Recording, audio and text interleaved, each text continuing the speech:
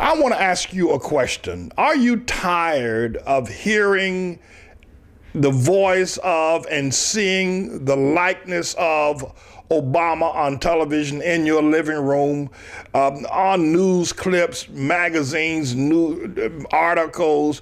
Are you tired of that? I mean, are you just tired of when you hear his voice and his rhetoric and the things that he says? Does it make you sick to your stomach? I mean, have you just had enough of it?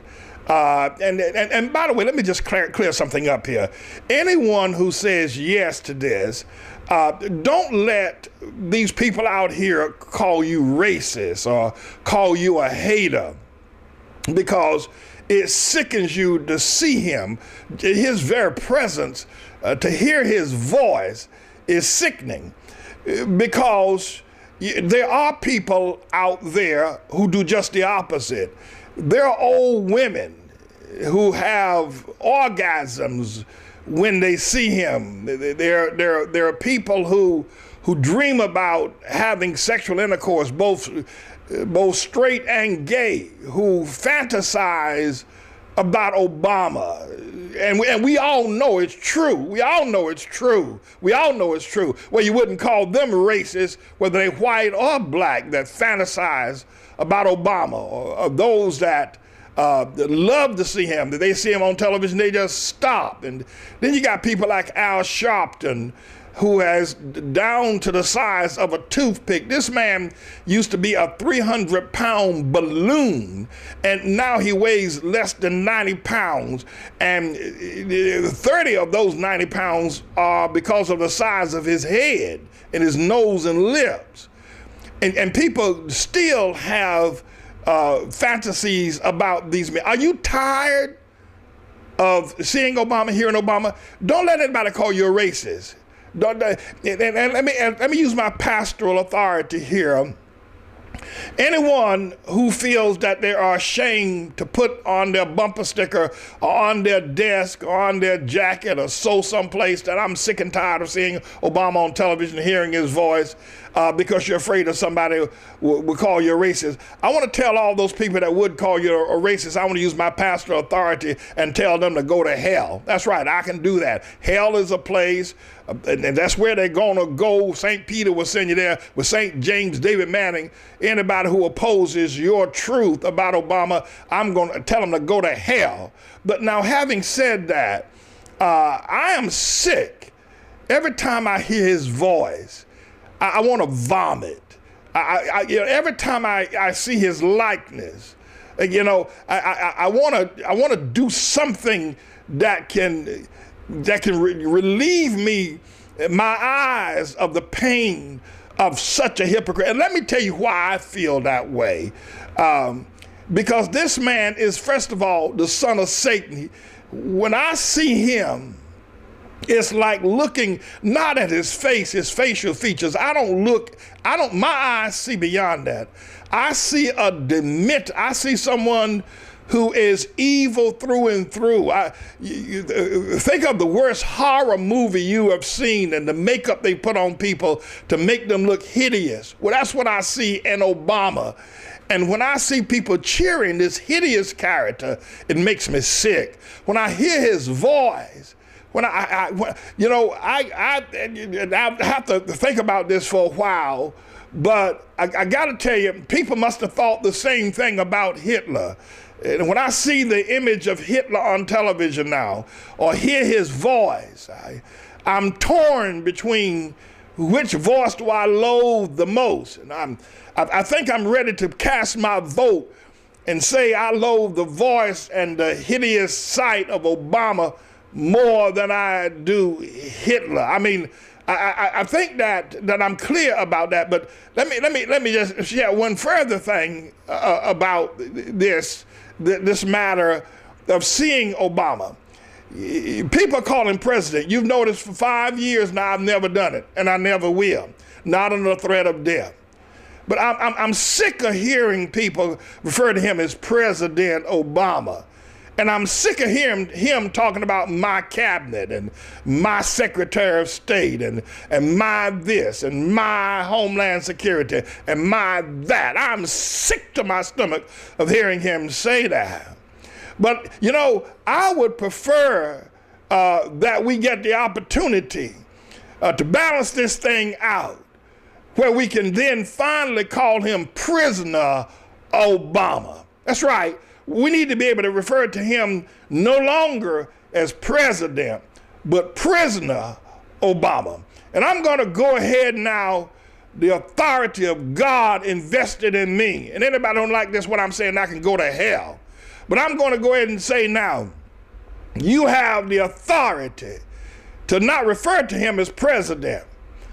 You can refer to him now as Prisoner Obama. A lot of people like to call him Barry Soetoro, and others like to call him Hussein. God called him the long-legged Mac Daddy, and God has identified him as the son of Satan. But let's also refer to him at your leisure as Prisoner Obama. And then finally, this hypocrite, this lowlife, this piece of trash called Obama, blowing up out of the Kansas cornfields and off of the surf of Honolulu, this piece of trash called Obama. You know, look at this photo of him. Now, this photo has been circulated widely. It's been in major publications. It's been on major television broadcasts during the early days of Obama's campaign. It's been looked at and handled by a large number of credible news organizations trying to give credibility to Obama's lineage and heritage. Got him sitting there as a half-breed between two white folk, his granddaddy Stanley Dunham and his grandmama Madeline Dunham. But look at how forged and this is. It's nothing but a Photoshop. Look at the fact that the trees behind Obama are green and he's got on a leather jacket and a scarf, indicating that the temperature would be at least 40 degrees. Yet his granddaddy's got on a poplin suit, which indicate the temperature would be somewhere around 70 degrees, matching the trees, the leaves on the tree. And his grandmama, the Lord only knows what she, but look at how the arms and how they tried to, it's a forgery. It's a fake. It's a phony, just like Obama. And then what's hideous about this is Obama's granddad. It looks like he's sexting. What an ugly picture with his legs open. What an ugly sight. Is this the root that gave rise to Obama? Are we looking at the root in this man that gave rise to Obama? Well, if we are, this picture, is ugly as it is, that's how ugly the whole scene of Obama on the American landscape is. I'm tired of seeing him and hearing him. And I'm ready to release you now to call him Prisoner Obama rather than President Obama. And in not too many days, he'll be wearing an orange jumpsuit. Don't close Guantanamo Bay yet. We got one more prisoner coming. Don't close it yet. Not yet. I'm James David Manning, everybody. I'm the Lord's servant. Anybody who don't like what I just said can go to hell. I want to take the time now to thank all of you who listened to me going back a year and a half ago when I explained that Elizabeth and I went into a McDonald's restaurant to grab a quick breakfast and be on our way. We were traveling.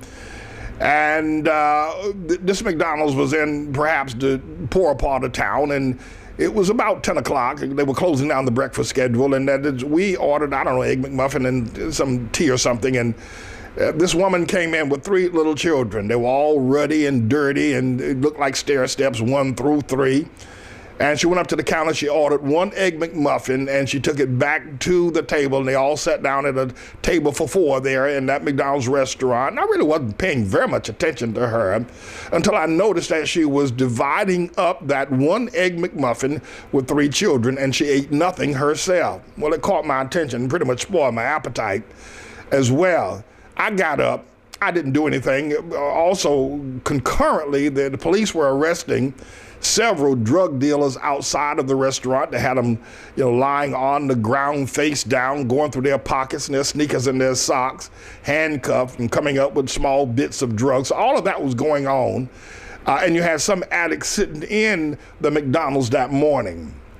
So I got up. I was concerned that this woman was trying to feed 3 children, but I did nothing. As I've stated so many times, and I've repented, I could have gone to the counter and ordered enough food for for those people, the woman and her children, and probably bought a sandwich for everybody in that restaurant, and cost me maybe $70, and I would not have broken my bank. I did nothing. I got up, I walked out, Elizabeth and I, we got in the car and went on about our business. But the Lord didn't let me rest. It bothered me. And so after prayer, the Lord told me to start the 2012 jobs program and also the breakfast program that we've now called the Mother Keturah breakfast program, and the rest is history. You know how all that got started. Now, what I want to do now is to show you what has happened as a result of my having prayed to Almighty God and being obedient to Him, and then through your very generous support of our ministry in the Mother Keturah Breakfast Club, what it has grown into. McDonald's are famous for having playgrounds outside of their restaurant, and also eating places, slides and all kinds of little monkey bars and things where children can play in some areas outside the restaurant, even in large urban areas like New York City. I want to show you something that's nigh unbelievable. We now serve our children in a beautifully decorated courtyard. That was not the case when I walked out of that restaurant and didn't give that woman any help. But not only are we able to serve the children in this beautifully decorated restaurant setting as if they were sitting outside of a local McDonald's. When you look at the setting and the food service and the waitresses and the people that are waiting, and let me say a word about the staff, the people that come, that get up at 6 o'clock in the morning or 5 o'clock in the morning and come and open up the ovens and turn on the stove and mix up the pancake and stir up the eggs and strip down the bacon and get the grits and the muffins and the toast and the cereal and the milk and the juice and the napkins and the plates and the floors clean, the bathrooms clean, the place ready for service. I want to take my hat off to them and say thank you to the people of the Outlaw World Missionary Church who have caught this vision that God has given unto me and have willingly given themselves to serve in this process.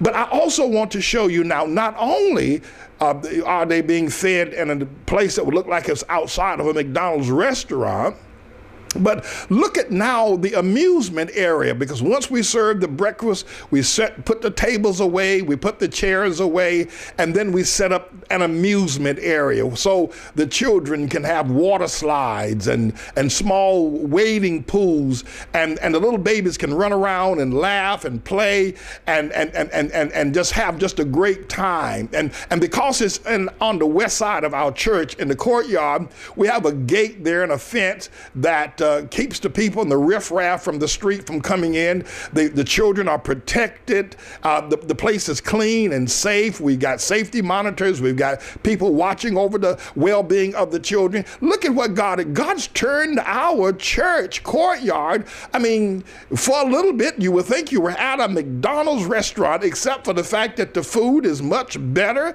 and much more nutritious, and the service is off the charts. But look at what look at the miracle of what God has done. And He has done it, by the way. Now, our congregation, they get up early in the morning, 5 o'clock in the morning, get on the trains and buses while it's still dark, come, open up the church, sweep the floors, sweep the mat, clean the bathroom, sweep the streets outside of the church, begin to cook the food, get the cereal, they go shopping for the food, and the children start coming in, they start marching in, and we feed them. I want to thank them for that, because without them, it ain't possible. But I also want to thank you, because you can see your giving has been pretty substantial. You don't do this kind of service without substantial giving. No, you people have given and given and given. We get so many gifts that is earmarked Mother Keturah Breakfast Club, Mother Keturah Breakfast Club, Mother Couture, her name has never been said as many times in her entire life as it has been said over the last year. I got to say thank you for your very generous giving. I did not know it would evolve to this. I had no idea that the service area, not only great food, but the service area would become as stellar, as upscale, and as accommodating for young children as this have done. You people are extraordinary in your giving. Thank you so very, very much for what you have done. The Lord bless you for making this happen for the children of this community. Aren't they beautiful? Look at them. Look at their faces. I mean, look at their laughter. Listen to their laughter. Look at their playing. And they're all safe. They're all protected. Your giving has worked miracles here at the Outlaw World Missionary Church, the Mother Couture Breakfast Club.